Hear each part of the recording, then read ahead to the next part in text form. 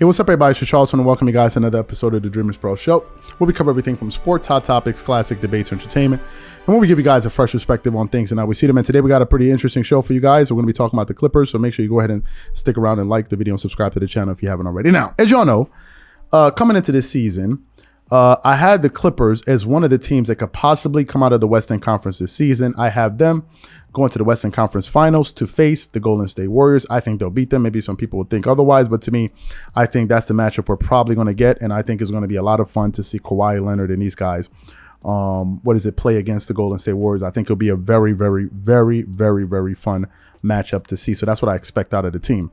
In terms of the players, well, we all know that Kawhi missed basically the last year, right? He didn't play any basketball last season, and Paul George only played about 40% or 35% of the games last year. In terms of expectations for Kawhi this season, I expect Kawhi to be somewhere around 24, 25 points per game, maybe 6, 7 rebounds, maybe 4 assists. I don't really expect numbers from him. They're going to jump off the stat sheet. In terms of Paul George, I expect him to be a steady constant on that team, right? Based on a lot of the things that I've heard him say coming into the season. He talked a lot about his focus, about going all in on this particular season, you know, dedicating his mind and his body to really getting this thing done this season. He understands the pressure that this team is under, right? So I like the focus that Paul George has displayed coming into this season. Now, last season, the Clippers almost made the playoffs, right? They made the play-in tournament, as a matter of fact, and they ended up finishing that season with a plus 500 record with a 42 and 40 record. So they were actually above 500 team. And I think a lot of that has to do with the excellent coaching of Ty Lue and the coaching staff. But I also think it has a lot to do with the defense that they played last season as a group, right? The season prior to that, they had kind of forgotten about defense. But last year, the Clippers really committed to the defensive side of the floor,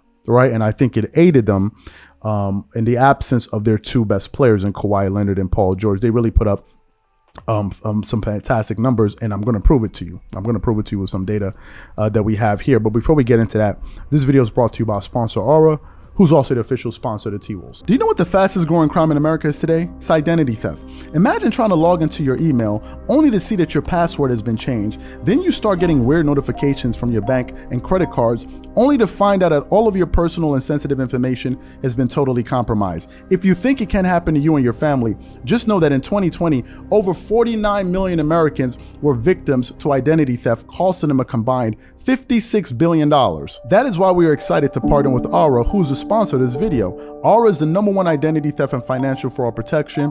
Aura monitors the dark web and alerts you if any of your passwords and accounts have been breached. And funny enough, after using Aura, I discovered some of my credentials were floating around in the dark web, and the app showed me exactly when and where the breach happened. In addition, Aura allows you to set spending alerts, and they'll notify you of any suspicious transactions. Aura is 4 times faster than any of its competitors in alerting you if someone is trying to open a credit card or obtain a loan using your name. And remember this, every 14 seconds, someone becomes a victim of identity fraud. Don't let it happen to you. Now click the link in the description and try Aura for free for 2 weeks and see if any of you or your family's personal information has been compromised. Start your free trial at aura.com/dreamerspro. And when you try Aura, by using the link in the description below, also know that you're supporting this channel. Thank you. So let me just get into some of the stats from the Clippers last season. As I said, they finished the season with a 42 and 40 record, and they finished 8th in the Western Conference. Now, if we look at some of their stats, the Clippers were scoring about 108.4 points per game, which was actually they were the 23rd out of that was number 23 out of 30 teams in the NBA. In terms of defense, however, they were giving up 108.4, which is kind of the reason why you see their record is so similar in terms of wins and losses. However, if we look at the defensive numbers, the Clippers are giving up 108.8 points per game, which is 6th out of the 30 teams in the NBA. That is a very interesting stat that no one is really talking about. Now, I know the numbers seem very similar to last season, but no one is really talking about that. And if I'm being honest with you, I didn't expect that, to be quite honest with you. I didn't expect them to be playing defense as well. And I'll tell you why. If you look at some of the games that they've been playing, right? If you look at some of the games, for example, they played against the Oklahoma City Thunder last night. They gave up 118 points. The night before, they gave up 108. The night before, they gave up 112.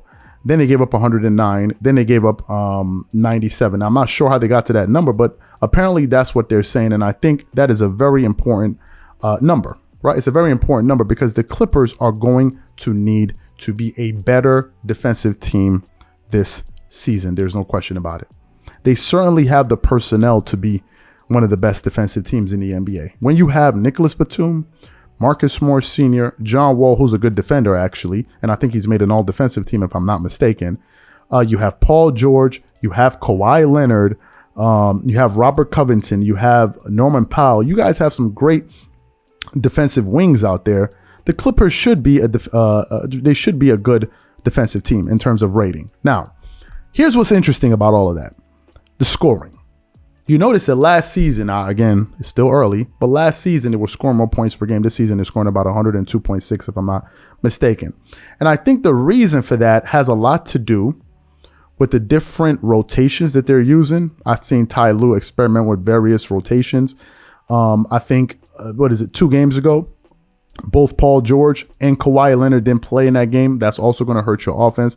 I think given the fact that players are coming in and out of the lineup, I think that's also something that's kind of messing with their offense, right? I think that's something that's also messing with their offense. And I think because of that, it's hard for guys to really build continuity. Although this group has been together for a good amount of years, you still need to build continuity on the court, especially for guys coming off of injuries like Kawhi Leonard. So for me, if I had to be honest with you, if you ask me, hey, which one do you want the Clippers to be known for, their offense or their defense? I would say their defense more, but I like them to have a good offense. But I think the defense is the most important part because I think they have players, especially in the playoffs, like Kawhi Leonard and Paul George, but especially Kawhi Leonard, they can hit big shots in the play. So I think you're going to be able to generate points. And I think that when you have Kawhi Leonard and Paul George on the court, it creates all type of defensive nightmares for teams. Some people say, why is that? Because of the spacing and because of where those guys operate on the court. I was recently listening to Tim Legler on ESPN talk about what makes Kawhi Leonard so difficult to guard is because of where he operates in that mid-range. Those are usually the hardest players in the NBA to guard. And that's really where Kawhi Leonard generates a good amount of his offense from. And then you have another player like Paul George, right?